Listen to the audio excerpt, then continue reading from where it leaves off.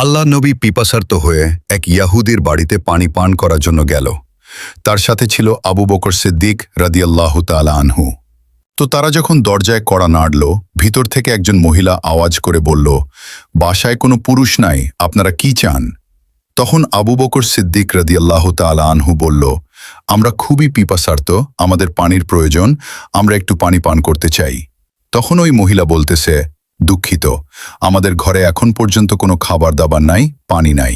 তখন আল্লাহ রাসূল সাল্লাল্লাহু আলাইহি ওয়াসাল্লাম বলতেছেন, প্রিয় বোন, আপনাদের ঘরের সামনে একটা বকরি রয়েছে, আপনি যদি চান আমরা ওর কাছ থেকে একটু দুধ দহন করে খেতে পারি।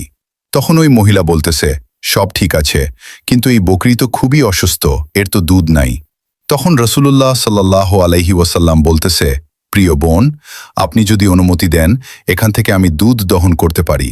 তখন ইয়াহুদি বলতেছে, আচ্ছা ঠিক আছে, দেখেন আপনারা কিরকম পারেন। তখন রাসূলুল্লাহ সাল্লাল্লাহু আলাইহি ওয়াসাল্লাম বিসমিল্লাহ বলে বকরির পিঠের উপরে যখন হাত চড়িয়ে দিলেন, সাথে সাথে বকরি অঝরেই দুধ দিতে শুরু করল এবং বাটির পর বাটি দুধ দিয়ে ভরে ফেললেন। সবাই মিলে পানাহার করলেন। ঘর থেকে ছোট একটা বাচ্চা এই ঘটনা দেখতেছিল, সাথে তার মাও দেখতেছিল এবং সবাই দিশেহারা হয়ে গেল। রাসূলুল্লাহ সাল্লাল্লাহু আলাইহি ওয়াসাল্লামের চেহারা দেখে পাগল হয়ে গেল এবং তারা যখন ঘর থেকে চলে গেল, তখন ওই ঘরের পুরুষ যিনি ঘরে চলে এসেছেন, তখন ওই নারী রাসূলুল্লাহ সাল্লাল্লাহু আলাইহি ওয়াসাল্লামের বর্ণনা দিয়ে তাকে গল্প শোনাইতেছে। ছোট বাচ্চাটা রাসূলুল্লাহ সাল্লাল্লাহু আলাইহি ওয়াসাল্লামের ঘটনা বলে বাবাকে গল্প শোনাইতেছে। এমন করে প্রতিদিন তারা গল্প শোনাইত। তারা জানত না যে এই লোক কে ছিল। তারা নিজেরা তাদের ভালোবাসার স্থান থেকে একটা নাম দিয়ে দিল মুবারক। এই মুবারক নামটা তারা বলে বলে সবার কাছে গল্প বলতো।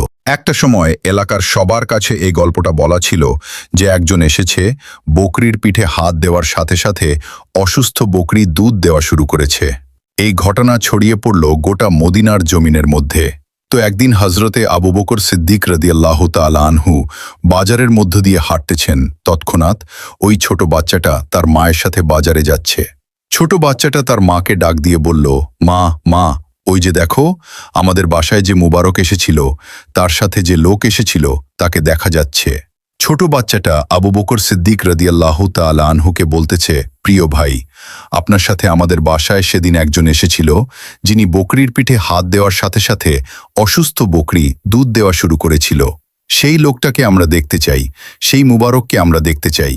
তখন আবু বকর সিদ্দিক বলতেছে, তার নাম তো মুবারক না, তার নাম হচ্ছে মুহাম্মাদুর রাসূলুল্লাহ সাল্লাল্লাহু আলাইহি ওয়াসাল্লাম। তারা শুনে তারা পরিবারসহ মুহাম্মাদুর রাসূলুল্লাহ সাল্লাল্লাহু আলাইহি ওয়াসাল্লামের দরবারে চলে গেলেন। দরবারে যাওয়ার পরে আমার রাসূলে আকরাম সাল্লাল্লাহু আলাইহি ওয়াসাল্লামের চেহারা দেখে তারা সবাই অঝরে কাঁদতে শুরু করলেন।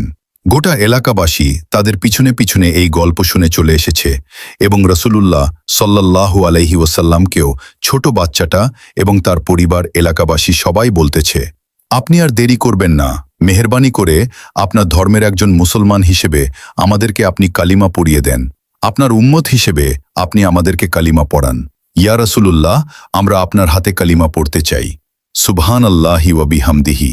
গোটা এলাকার মানুষগুলো সবাই রাসূলুল্লাহ সাল্লাল্লাহু আলাইহি ওয়াসাল্লামের চেহারার মহব্বতে, তার কারিশমা দেখে সবাই মুসলমান হয়ে গিয়েছিল সেদিন।